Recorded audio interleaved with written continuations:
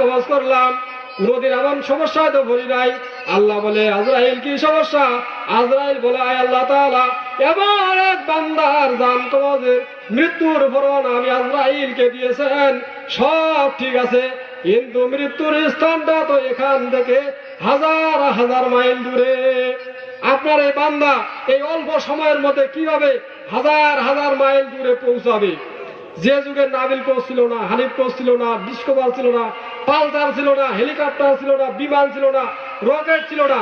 আজরাইল আলাইহিস সালাতু ওয়াস সালাম চিন্তায় পড়ে গেলেন, আল্লাহর এই বান্দা কিভাবে অল্প সময়ের মধ্যে তার মৃত্যুর স্থানে যাবেন?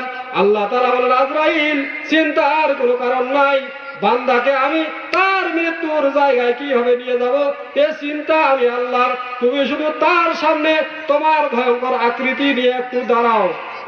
মানুষটা রাস্তা দিয়ে হেঁটে হেঁটে যাচ্ছিলেন। আজরাইল আলাইহিস সালাতু ওয়াস সালাম ভয়